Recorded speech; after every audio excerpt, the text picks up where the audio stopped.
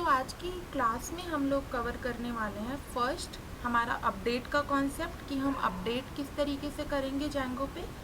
Second हम लोग relationships के बारे में पढ़ेंगे आज, जिसमें हम मॉडल रिलेशनशिप्स के बारे में बातें करेंगे कि अगर हमें दो मॉडल्स के बीच में रिलेशनशिप क्रिएट करना हो तो वो हम किस तरीके से करते हैं जैंगो में। ठीक है, सो स्टार्ट करते हैं हम लोग अभी। सो डे 12 में जो चीज़ें मैंने आप लोगों को बताई थी, होप वो चीज़ें हो गई हो। कस्टमाइज एडमिन पैनल के बारे में आप लोगों को अब समझ आ गया हो। ठीक है हम क्यों करते हैं, उसके बनाने के क्या बेनिफिट्स होते हैं और हमें अपने प्रोजेक्ट में क्यों बनाना चाहिए वो आप लोगों को पता चल गया हो और आप लोग उसका पर्पस और यूसेस बहुत अच्छे से समझ गए हो और साथ ही साथ ये पीडीएफ भी बहुत अच्छे से आपने पढ़ लिया है, मैं ऐसा सोच रही हूँ, क्योंकि आज उससे रिलेटेड असाइनमेंट मिलेगा आप लोगों को। जो चीज़ आप लोगों को कल या फिर सैटरडे को मेरे को आप बताना कि आपने उससे रिलेटेड क्या काम किया। ओके, सो स्टार्ट करते हैं अभी। सबसे पहले मैं अपडेट वाला कॉन्सेप्ट बताती हूँ आप लोगों को। हमने गेट, डिलीट और क्या पढ़ा था हमने? गेट और डिलीट के साथ हमने क्या पढ़ा था? अपडेट नहीं पढ़ा है ना हमने? ऐड। ठीक है, तो हमने तीन चीज़ें पढ़ ली थी, गेट, अब डिलीट और अपडेट, कि हमें डेटा ऐड करना है तो किस तरीके से उसका व्यू लिखेंगे, डेटा डिलीट करना है तो किस तरीके से लिखेंगे और ऐड करना है तो किस तरीके से लिखेंगे। ठीक है, तो ये तीनों चीज़ें आप लोगों को अच्छे से पता होनी चाहिए, याद होनी चाहिए। अब नेक्स्ट जो है वो है अपडेट का। अपडेट भी बहुत सिंपल है और वो भी आप लोगों को याद होना चाहिए। ठीक है, क्योंकि बेसिक जो कोड है ना वो याद होना चाहिए, उसके बाद फिर हम लोग उसमें अगर कुछ चेंजेस करते हैं तो वो चीज़ें हम देख देख के कर लेंगे या फिर किसी तरीके से कर लेंगे वो चीज़। ओके, तो ये रहा अपडेट का। तो अपडेट के लिए भी सिमिलर, अपडेट और डिलीट दोनों बिल्कुल सिमिलर है। डिलीट ज़्यादा सिंपल है कंपेयर टू अपडेट। तो डिलीट में क्या करते हैं हम, डायरेक्ट जो है डिलीट मेथड यूज़ कर लेते हैं। अपडेट में हम लोग क्या करेंगे, अपडेट में हम लोग इंस्टेंस दे रहे हैं यहाँ पे फॉर्म को, बस इतना ही चीज़ अलग है इसमें और पोस्ट में। ठीक है, सो सबसे पहले हम स्टूडेंट गेट कर लेते हैं। अगर डेटा होगा तो गेट कर लेंगे, अदरवाइज 404 एरर आ जाएगा। ओके, सो जिसके लिए हम लोग यही मेथड यूज़ कर रहे हैं। यहाँ पे हमने स्टूडेंट पास कर दिया, यहाँ पे हमने पीके पास कर दिया। प्राइमरी की को आप, ये जस्ट एक कीवर्ड है, ठीक है, उसको आप आईडी भी लिख सकते हो, आईडी या फिर पीके, दोनों में से कोई एक आप लोगों को लिखना है। बट अगर मैंने यहाँ पे पीके लिखा तो आप लोग भी पीके ही लिख लेना अपने अपडेट में। और उसके बाद फिर हम यहाँ पे देखते हैं कि मेथड पोस्ट है या नहीं, जैसा हम लोग सारे फॉर्म्स के लिए करते हैं। सो इसके लिए भी एक नया HTML फाइल बनेगा जिसका नाम होगा update_student.html, क्योंकि हमको अपडेट कराना है ना। उसमें सिंपल सा HTML लिखा हुआ है कि बस अपडेट का टाइटल डाल दिया हमने, ये डाल दिया, लेकिन अपने काम की चीज़ कहाँ पे है? अपने काम की चीज़ है इस फॉर्म में। ठीक है, मेथड यहाँ पे पोस्ट होगा, जैसा हम सभी में चेक करते हैं CSRF टोकन है या नहीं है। ये चीज़ें बिल्कुल सिमिलर है, बिल्कुल पोस्ट की तरह। तो अगर आपने पोस्ट समझा है तो ये भी बिल्कुल सेम ही होगा कि मेथड पोस्ट होगा, CSRF टोकन चेक करेंगे, फिर फॉर्म्स में हम लोग देख लेंगे, फॉर्म्स में अपना डेटा डाल देंगे और सबमिट की हेल्प से हम लोग वो अपडेट कर देंगे। तो इसके कोड में क्या लिखा हुआ है ये देखो, मेथड पोस्ट है कि नहीं, अगर पोस्ट है तभी अंदर आएगा। फॉर्म्स ले लिया हमने, इंस्टेंस ले लिया, इंस्टेंस की हेल्प से, इंस्टेंस को हमने क्या लिया, स्टूडेंट लिया, कि भाई जो डेटा ऑलरेडी अपने पास है वो डेटा उस बॉक्सेस में डाल के दे दो। तो इसका आउटपुट किस तरीके से दिख रहा है, इसको यूज़ करने का क्या बेनिफिट है वो दिखाती हूँ मैं आपको।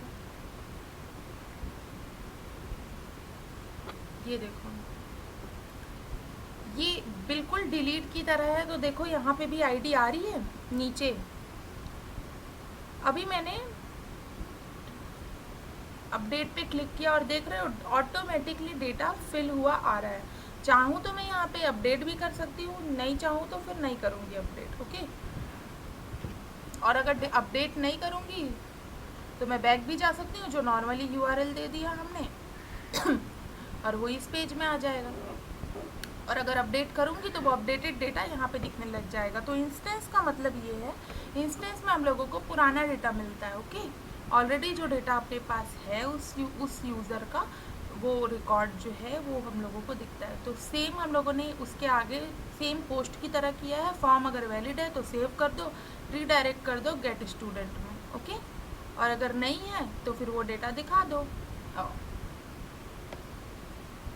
सिर्फ फॉर्म दिखा दो। इतनी चीज़ें क्लियर है। और इसको नेक्स्ट लाइन पे हम लोगों ने डायरेक्टली कौन से HTML पेज पे जाना है ये भेज दिया। हर व्यू की तरह भी सेम हमने अपडेट में भी सेम चीज़ें की। तो ये चीज़ें क्लियर है। एक बार ये चीज़ ट्राई करना, और अगर नहीं हो तो फिर पूछना कि एग्जैक्टली आपको कहाँ पे इशू आ रहा है। अगर इसमें से किसी लाइन पे प्रॉब्लम आई है तो फिर पूछो।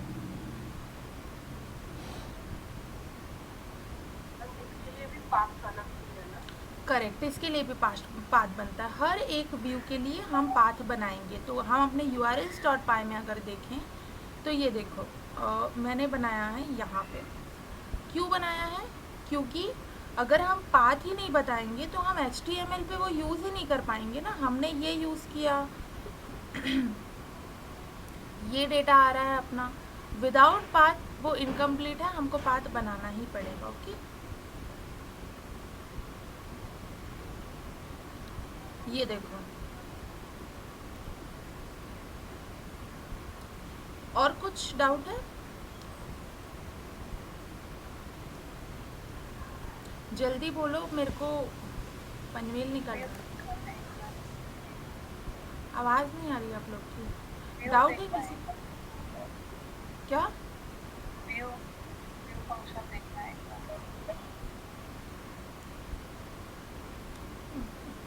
व्यू आपको अपडेट वाला देखना है, ये जो सबसे नीचे मैंने बनाया है, ये वाला व्यू देखना है। ये आज मैं पुश करूँगी, ये आप देख लेना अच्छे से। इसमें लाइन बाय लाइन समझ में आ गया ना? Yes ma'am. ठीक है, तो अगर हमने ये टॉपिक तक कवर कर लिया है, इसका मतलब हमने CRUD ऑपरेशन कंप्लीट कर लिया है। हमें डिलीट भी आता है, अपडेट भी आता है, डिलीट और ऐड भी आता है, और गेट भी आता है। ठीक है, ये चारों चीज़ें हमें आती है, जो आप लोगों को मिलेगा ऐप नेम के views.py में। ठीक है, सो ये चीज़ें आप देख लेना, और इससे रिलेटेड कुछ भी डाउट हो तो बताना कि एग्जैक्टली क्या डाउट आ रहा है। ओके, हम वो सॉल्व करेंगे। और ये इसके बाद ये तो आज कंप्लीट हो गया।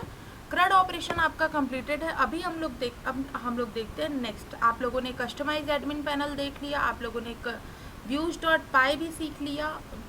views.py में CRUD ऑपरेशन किस तरीके से फंक्शंस हम लिखते हैं, उसके टेम्पलेट्स किस तरीके से बनते हैं वो भी आप लोगों ने देख लिया। URL किस तरीके से बनता है वो भी आप लोगों ने देख लिया। तो बस अब काम है आपका प्रैक्टिस करने का। ठीक है, अब नेक्स्ट कॉन्सेप्ट की तरफ बढ़ते हैं, और ये कॉन्सेप्ट बहुत ज़्यादा इम्पॉर्टेंट है क्योंकि इस कॉन्सेप्ट को ही जब हम जॉब पे जाते हैं, जब हम इंडस्ट्रियल लेवल का काम करते हैं, जब हम रियल वर्ल्ड एंटिटीज़ के साथ काम करते हैं, तो इन रिलेशनशिप्स की बहुत ज़्यादा ज़रूरत पड़ती है हमें।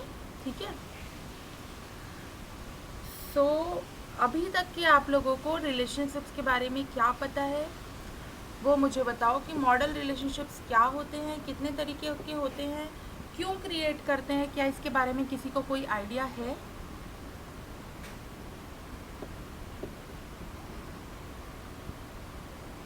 मैं 1 to 1 many to many ऐसे अलग है।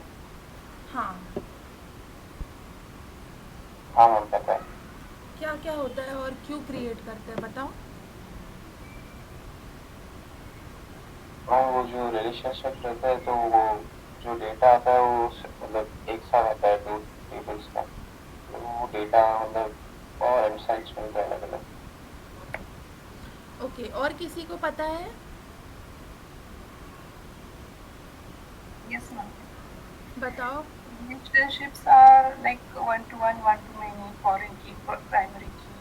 So these relationships are basically used to सारा डेटा एक ही टेबल में डालने की बजाय दो तीन टेबल में डालते हैं, फिर उसको रिलेशन दे देते हैं कि जब रिट्रीव करना होगा तो उस रिलेशन थ्रू हम डेटा रिट्रीव कर सकते हैं, और वो मतलब रिडंडेंट नहीं रहता है फिर तो ऐसे करने से। ओके, और किसी को पता है?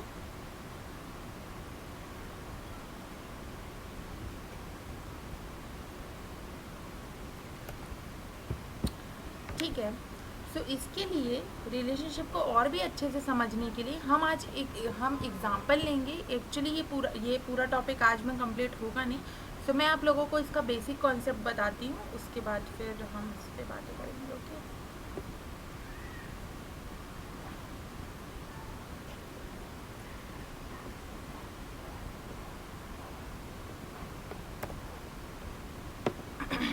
कल हम ये मॉडल पे लिख के देखेंगे कि किस तरीके से उसके लिए एक नया ऐप बनाएंगे और उसके अंदर मॉडल्स क्रिएट करेंगे कि किस तरीके से हम लोग मॉडल को लिंक करते हैं और किस किस पर्पस के लिए, किस किस ज़रूरत के लिए हम लोग कौन सा फील्ड यूज़ करते हैं। ओके, सो बेसिकली यहाँ पे अपने पास मॉडल हैं, रिलेशनशिप्स हैं। कितने टाइप के हैं?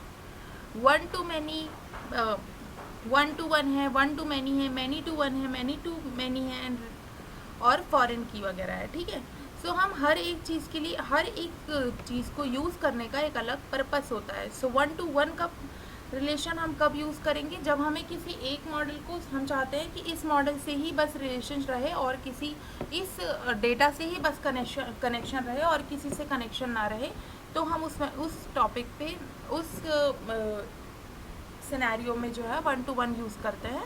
एंड वन टू मैनी हम कब यूज़ करते हैं? लाइक एक ऑथर है जिसने बहुत ये तो फॉरेन की का है ना,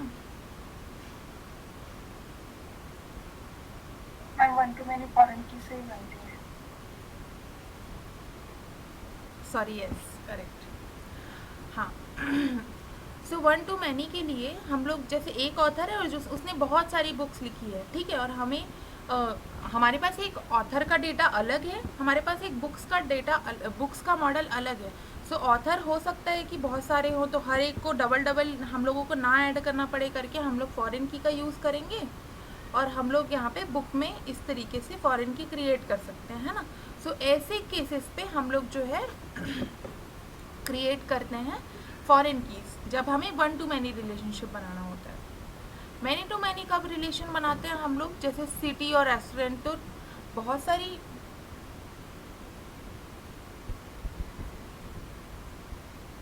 ये मैनी टू वन का है, तो मैनी टू वन का भी बिल्कुल सिमिलर ही होता है। मैनी टू मैनी सोच रही थी मैं ये। सो मैनी टू वन का भी बिल्कुल सिमिलर होता है कि इसी को अगर हम उल्टा देख लें तो ये मैनी टू वन है, राइट, कि बहुत सारी रेस्टोरेंट हो सकते हैं, बहुत सारे रेस्टोरेंट हो सकते हैं एक ही सिटी में। सो उसको हम लोग एक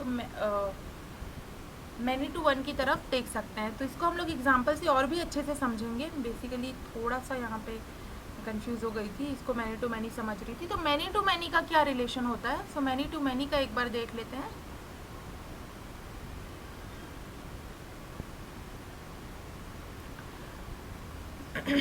जैसे बहुत सारी चीज़ें अगर हमें कोई एक ही जगह पे लिंक कर, मतलब कोई एक मॉडल है जिसका रिलेशन बहुत सारी डेटा के साथ है। लाइक एक स्टूडेंट को देखते हैं, तो स्टूडेंट का मॉडल हमने यहाँ पे क्रिएट किया और स्टूडेंट बहुत सारी 6 से 7 कोर्सेज लेता है अगर वो, तो उसका रिलेशन हर एक कोर्स के साथ है, बट कोर्स तो सिंगल है ना। तो कोर्स के लिए हम अलग डेटा, एक अलग क्लास बनाएंगे, एक अलग मॉडल बनाएंगे और उसको हम लोग मैनी टू मैनी के थ्रू जो है स्टूडेंट टेबल से लिंक कर देंगे। लिंक करने से क्या बेनिफिट हो जाएगा कि भाई हम मल्टीपल सेलेक्ट कर सकते हैं। तो मल्टीपल सेलेक्ट के लिए हम लोग मैनी टू मैनी यूज़ करते हैं। ओके, सो यहाँ पे हमें मल्टीपल सेलेक्ट करने का ऑप्शन मिल जाएगा।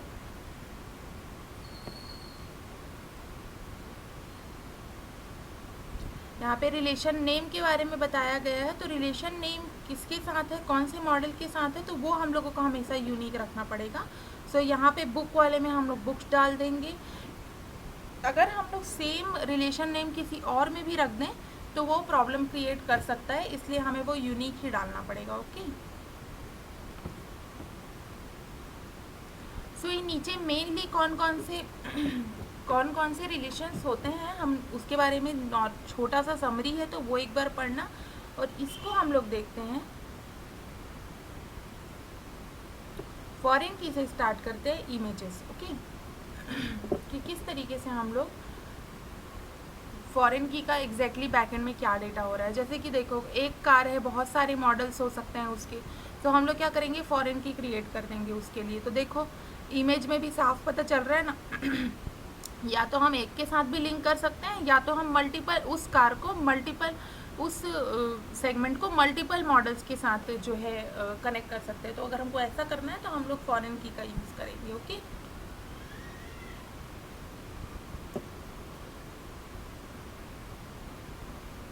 इसमें थोड़ा सा और क्लैरिफिकेशन की ज़रूरत है, एक बार फिर से इसे मैं कल बताऊंगी, इसमें बाकी इमेजेस को भी कवर करूंगी। बट फॉरेन की आप लोगों को समझ में आया कि फॉरेन की का क्यों यूज़ करते हैं हम लोग, मैनी टू वन या फिर वन टू मैनी का क्यों यूज़ करते हैं हम लोग। Yes, ma'am. जैसे ऑथर एंड बुक्स के मैटर में हो गया, तो एक ऑथर बहुत सारी बुक्स लिख सकता है ना, बट बहुत सारे ऑथर एक बुक तो नहीं लिखेंगे। मतलब अगर वैसा लिख रहे हैं तो उसे हम मैनी टू वन बोलेंगे, है ना। और वन टू मैनी मतलब एक बुक, एक ऑथर जो है वो बहुत सारी बुक्स लिख रहा है, तो उसके इसमें हम लोग फॉरेन की क्रिएट करते हैं, ओके। सो ये रिलेशनशिप समझ में आया आपको? Yes, ma'am. Yes, ma'am. ठीक है, बाकी के एग्जाम्पल हम लोग कल देखते हैं। आज आप लोग फॉरेन की को अच्छे से समझो, और इसमें किस तरीके से हम फॉरेन की बनाते हैं वो आप लोगों को मिलेगा इस वाले में ही। तो एक जो है फॉरेन की एक नया मॉडल बनाना, इस तरीके से ही मॉडल बना लेना।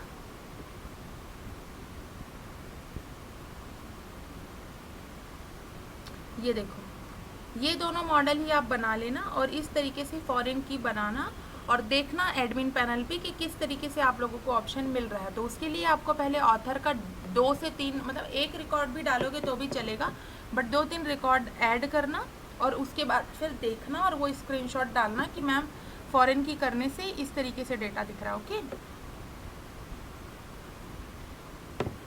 क्लियर है?